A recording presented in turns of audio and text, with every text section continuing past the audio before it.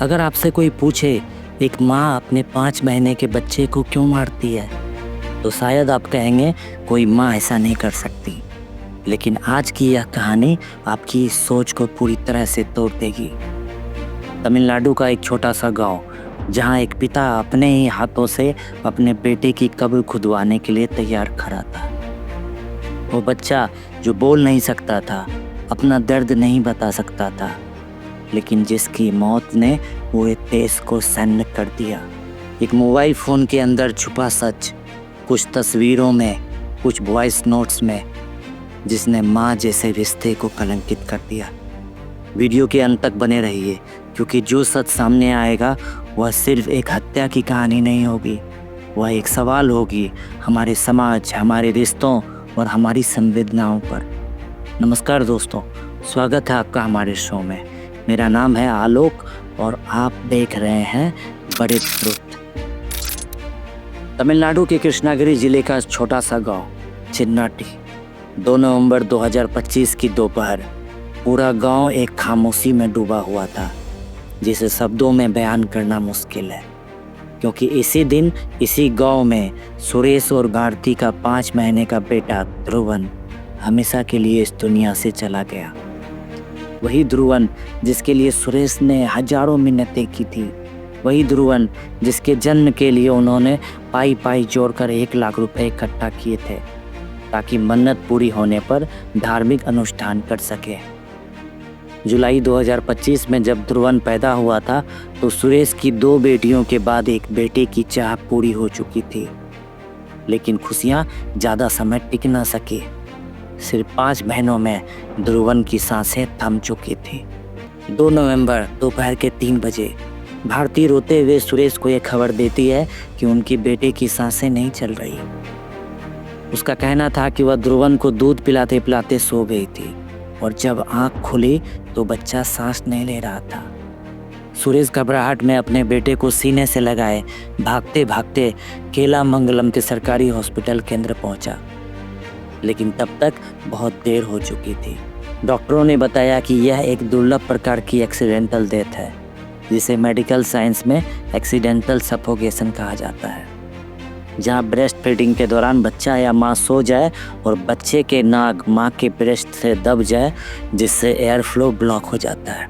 डॉक्टरों ने पोस्टमार्टम की सलाह दी, लेकिन अपने बच्चे के शरीर को कटते हुए देखने का ख्याल भी सुरेश सहन नहीं कर पाया। उसने पोस्टमार्टम से इनकार कर दिया और उसी शाम ध्रुवन को गांव में दफना दिया गया। सुरेश और भारती दोनों रो रो कर टूट चुके थे। गांव का हर इंसान इस दर्द को महसूस कर रहा था, लेकिन कहते हैं समय के साथ सिर्फ रिश्तों की पहचान नहीं, इंसान की असलियत भी सामने आ जाती है। और यही हुआ।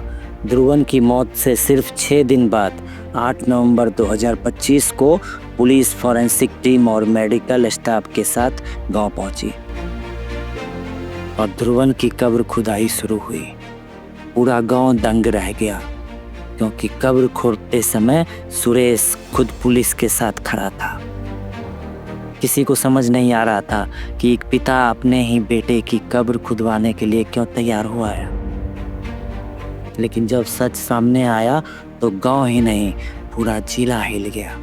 ध्रुवन की मौत कोई हादसा नहीं थी, यह एक प्री प्लान्ड मर्डर था, और इस हत्या की वजह इतनी शर्मनाक, इतनी चौंकाने वाली थी कि इंसानियत भी शर्म से सर झुका ले।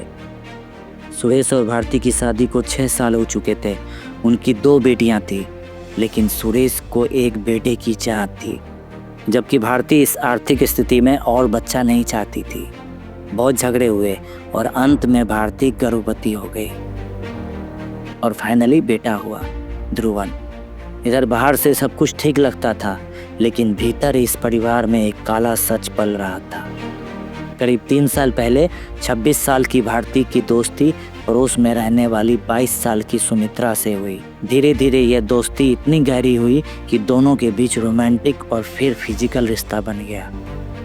सुरेश मजदूरी पर बाहर होता, बड़ी बेटी स्कूल में, छोटा बच्चा खेल में या सोता रहता, और इसी खाली समय में भारती और सुमित्रा एक दूसरे का सहारा बनने लगी और फिर एक दूसरे की आदत बन गई। भारती ने छुपाकर एक अलग मोबाइल खरीद लिया था, सिर्फ सुमित्रा से बात करने के लिए। वह अपने सीने पर उसके नाम का टैटू तक बनवा चुकी थी। धीरे धीरे मोहल्ले में बातें फैलने लगी। यह सिर्फ दोस्ती नहीं लग रही थी, लोग देख और समझ रहे थे। सुरेश को भी खबर लगी। उसने भारती को कन्फ्रंट किया, लेकिन भारती ने सब झूठ कह दिया। उल्टा वही सुरेश पर चिल्लाई। दोनों में रोज झगड़े होने लगे और एक दिन भारती मायके चली गई, लेकिन कुछ समय बाद वह लौट कर आई।